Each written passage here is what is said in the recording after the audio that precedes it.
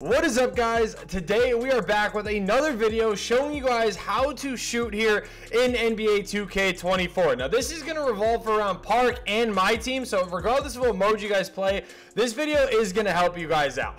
Now overall, I wanted to say that the shooting in this game is a little weird. 2K's even come out and straight up confirmed. If you guys don't know who Mike Wang is, if you do know who Mike Wang is, like regardless, whatever, he tweeted out and basically said a couple of days ago that shooting is designed this year to be somewhat more realistic. It's not really meant for everybody to be shooting 60, 70, 80% every single game, which I think is kind of hit or miss. I mean, some games it kind of gets annoying. Some games it's like, okay, whatever. Regardless though, greening in this game is definitely doable and definitely relatively easy to do pretty consistently as long as the game lets you. Now, first things first, guys, we're going to hop right into the settings here and show you guys the most important thing that I think matters. There's actually two things, but I'm going to start off with the shot timing visual cue.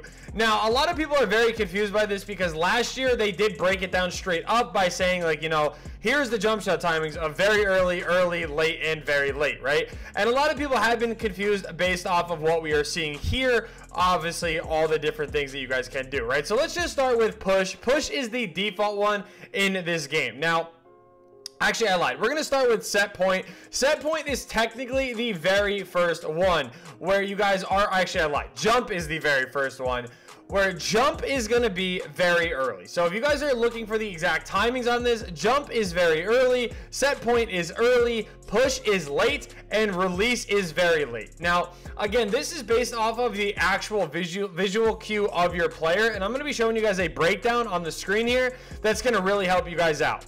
So this post was actually made by somebody named Celtics Hoops Fan on Twitter, also posted by 2K Intel. This is where I originally saw it. So again, this is not my video. I'm not trying to take any credit for it. There's actually a TikTok like right above me, actually on the screen, that you guys could see as well. But this video does kind of break down the different timings of the different jump shots, which you guys could see how fast different ones are versus how fast other ones really are or whatever.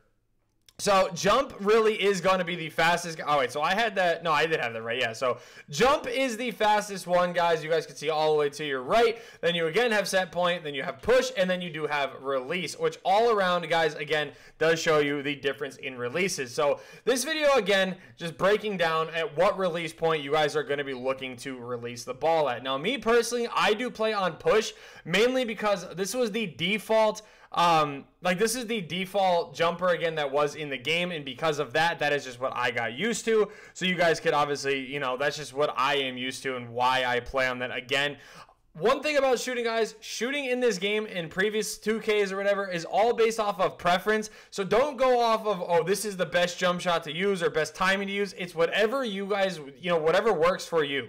Now, the second most important setting that you guys want to be paying attention to is your jump shot meter, whether you want it on or off. I personally think, guys, playing with it off is the best move. You actually do still get a boost for using no shot meter. And a lot of people still don't know that. Again, you get a boost to your shots when not using a shot meter. So it is definitely worth turning it off, learning how to shoot. And honestly, guys, I have always thought, ever since 2K20, I believe, shooting without a meter is a lot better because you're forced to kind of learn the jump shots rather than staring at a meter and trying to time it. And this is going to help you guys shoot a lot better in this game. Again, it's going to be based off of muscle memory rather than staring right at your player and looking for a specific thing. Now, you guys are still going to have to if you guys are learning a new jump shot, because a lot of players' jump shots are different, which is a good thing.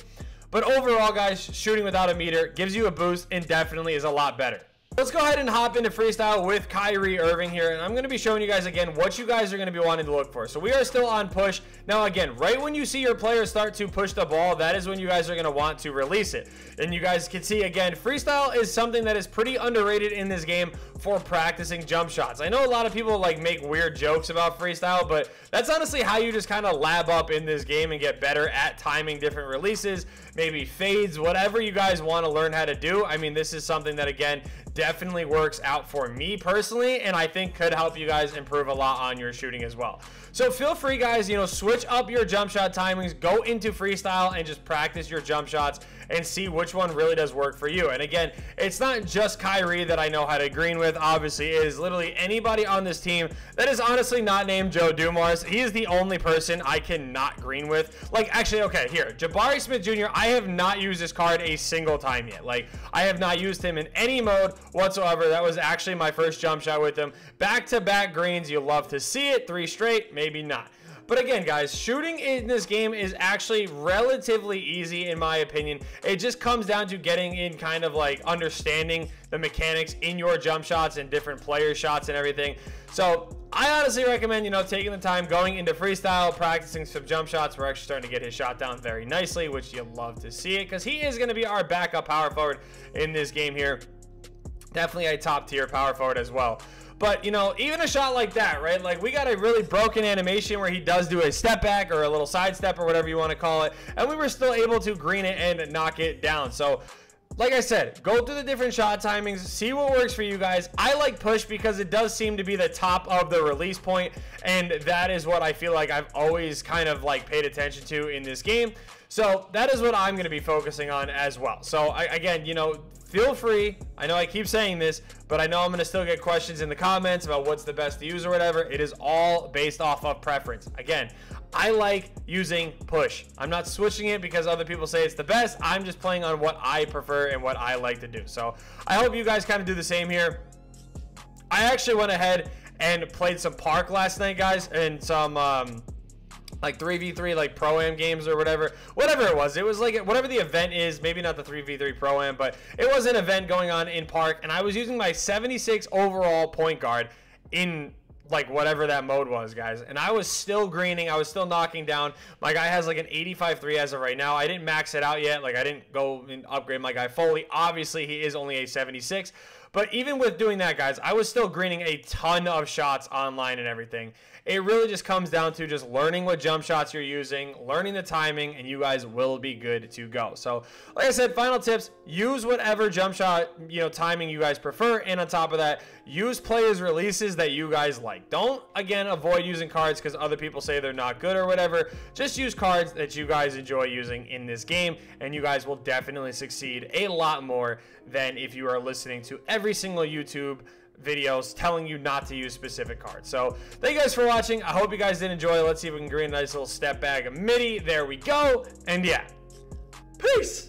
I totally forgot to mention too, guys, that I am going to be live streaming after you guys do see this video, so be sure to click the link to my Twitch in the description down below. It is again BioPlay or twitch.tv/BioPlays with 2 underscores. I am in the process of changing my name back. It just takes a second because I am partnered on Twitch. So obviously I've had some people asking me about that, about why they can't find my technically my Twitch on Twitch, and that would be why, just letting you guys know. So again, link to the Twitch is in the description down below. Feel free to pull up. I don't know what I'm doing yet. Probably gonna be playing salary cap for a little bit, which I kind of have a cheesy little method for that I think you guys are gonna want to see. So be sure to click that link in the description, pull up, and come hang out.